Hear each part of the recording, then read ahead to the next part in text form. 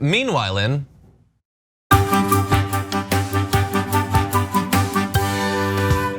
in Japan, they've got a plan to make our waters a little bit funkier. The US has backed Japan's controversial decision to release over 1.2 million tons of contaminated water from the wrecked Fukushima nuclear plant into the Pacific Ocean. Climate envoy John Kerry said during a press conference in Seoul on Sunday that he was confident that the Japanese government would continue following due procedures. So they have this water that was contaminated during that disaster. It has been treated, although people disagree about exactly to what extent it's been treated. They say that the water is totally safe to drink. I will say that's what they said in Flint too. So I don't know, it's a bit of an international controversy here with China and South Korea objecting to the plan.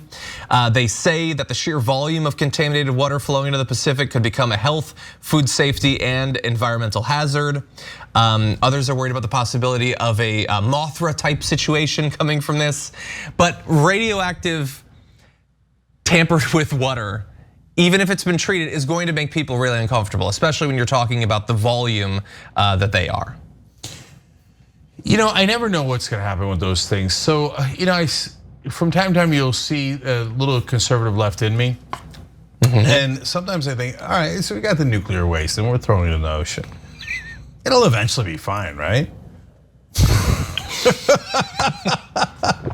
Yeah, what, like 20,000 years, it'll be fine. Yeah, so how bad is it? So how wrong am I? Like, cause I do think, like, of course that's a bad idea. On the other hand, by the way, I don't know what to do with it, and I don't know if you have that answer either. But like, okay, a bunch of fish are gonna die and stuff, and they're gonna, what'd you say, the Mothman prophecies are gonna come true or something? That's another concern. I said Mothra, but I'm even more worried about the Mothman prophecies. Yeah, okay, but then what happens?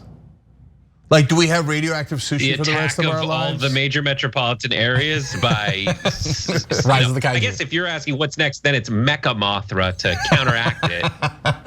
You gotta up the ante for the sequel. Sure. Yeah, exactly. Yeah. I think this is the time of the night when I confess I don't know what the Mothra is. It's from Godzilla. So the Mothra is a Godzilla. Oh, then I feel better because I thought it was a technical term. No, it's like, no one else thought that. Just to be fair, The Gameras will show.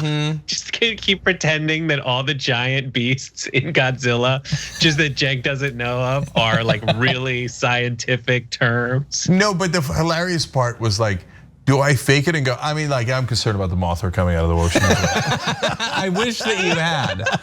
And my only regret is that I have apparently capped out on my knowledge of Godzilla. I don't have any, you said Gojira, I don't know any others, unfortunately. There's a baby Godzilla, I do know that.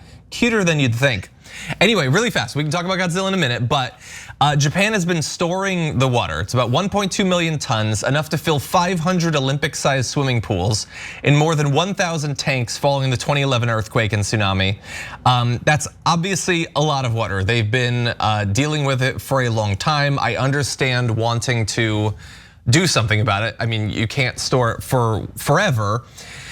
Potentially, there are concerns about the level of transparency about what's been done to the water though. Because back in 2018, the Tokyo Electric Power Company Holdings admitted that not all of the radioactive material it claimed to have filtered out of the water had actually been processed. So some of the claims at that point at least about the level of filtering that had been done turned out not to actually be true. It was being exaggerated. Now, there's been a few more years for that to be dealt with. They say it's drinkable. That's a challenge that I'd like to see them do. Bear in mind though that if this does happen, and it looks likely that it will happen, especially with the US siding with Japan here, the discharge of the water is set to begin in just a couple of years, in 2023. It's not gonna be released all in one go, but it gradually over the course of 20 to 30 years. So it's still gonna be in there, it's still gonna be filtering around, producing three-eyed fish, but it's not like they're just going to do a big wave of toxic water at the very least. I don't know, does that make you feel better about it? Well, first of all, that only makes me confirm my hypothesis that the sushi is gonna be radioactive for 20 to 30 years. Okay, I mean, nailed it.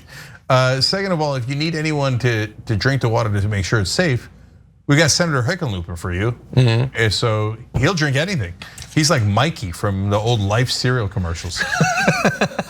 Hickenlooper likes it. Yeah, let's note for the record that there is a Senator Hickenlooper, and we have not heard one peep from him. No. Isn't that amazing? Since he won, not one thing, not one article has ever mentioned Hickenlooper. I forgot about him until I started thinking about who would drink, who would be asinine enough to drink something radioactive. I was like, oh, I know Hickenlooper. So he's the most irrelevant senator we've ever had. I was for Romanoff in the primary. Romanoff could have made a difference. He could have had a pulse, right? Yeah. But to be fair to Hickenlooper, he said he didn't want the Senate job. And I guess he's proving it. I think his nickname is Salvatore Scamacci. Yeah. He's the absentee senator. Oh my God. That was a random side point. That was, but I appreciate There's this improv game where and there's also a show that they do, someone on YouTube does it, where you have to say the most ridiculous stuff with a straight face, and if you break, you lose. And this seems like one of those lines in that game. Where you're like, the Fukushima plant is going to release, remember all that radioactive water they had? They're just gonna put it in the ocean. Like someone's pitching this idea like, all right, hear me out. You know how the radioactive plutonium that we have from all of our nuclear plants, we literally just bury it forever in concrete? Stupid.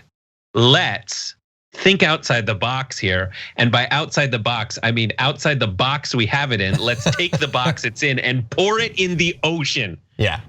Radioactive, I'm looking up radioactive half-lives for the isotopes created in this radioactive waste. The lowest I see of the ones listed is cesium-137, which has a half-life of 30 years. And that doesn't mean that in 30 years, it's not a problem. That means half of it is not a problem in 30 years. Yeah. The isotopes for, like it's 24,000 years for plutonium-239. That's how long it's a problem. And we're like, clean nuclear energy, as long as we make sure that all of the waste we create is buried in concrete for 24,000 years. That is true. Like, okay. I don't want to go down a rabbit hole. There are newer forms of nuclear energy generation that don't produce waste like that, but you are right about the stuff that we do have. Okay, I'm gonna tell you a disgusting story. You guys ready? When we were young and in Turkey, we would go to these like little summer places, these tiny little apartments by the water, and there was always a theory that they released the sewage into the ocean. Right, but really, we thought and hoped really far out in the ocean. Okay, and looking back on it, there's no chance that wasn't true. Okay, what else were they going to do with it? And it was Turkey in 1978. Let's keep it real. Okay, and if the tide was going out, the water would be great. If the tide was coming in, not so great. Tangy, and we would have to get out of the water, right? And so I remember thinking, even as a little kid, like, this doesn't seem sustainable. Like, isn't there eventually going to be too much poop in the water, right? And so that's not true, generally speaking. And things actually got better, right? So that's why here now an unexpected twist, where a note of optimism, right? I don't know, maybe we'll figure it out. Maybe when enough rich people feel like, no, this climate change is going to literally burn down my house. Like, let's put a lot of resources behind, because it's panic time, right? The tide is coming in. Okay, and I don't want to swim in this thing. And so maybe we put a ton of energy into it, maybe we solve it. So John, you know the science certainly better than I do. Do you have any optimism there? Do you see anything on the horizon where you go, climate change? Maybe there's this happens and that happens, and then beautiful mind chalkboard, and then boom, it's solved. Maybe there are a lot of fanciful, incredibly unestablished possible technologies for carbon capture, and I don't even mean like at the point of energy generation, but literally pulling it out of the air and stuff like that. There is stuff like that, but it's not to scale, it's not necessarily demonstrated. And the issue is that Like if we wait 50 years and then put everything we can into it, you can't draw back down enough to avoid decades of severe issues. So I'm trying to keep Earth Day kind of optimistic. I'm not incredibly optimistic. I think that we've wasted so many years. We're gonna waste more years. Maybe just a few, maybe 4, maybe more. But no, I'm not super optimistic. Yeah, well, look, so I think Elon Musk is smart in some stuff, not politics apparently, okay, but clearly he's talented in science, I hope, and technology, etc.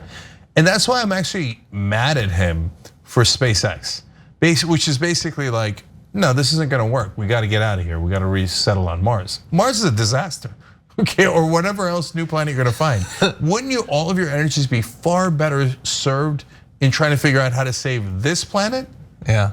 Which I feel like we couldn't we? Right? Maybe. I don't want him involved in it, but yes, other people should. But you see what I'm saying as a concept. I get what you're saying, yes. Thanks for watching The Young Turks, really appreciate it. Another way to show support is through YouTube memberships.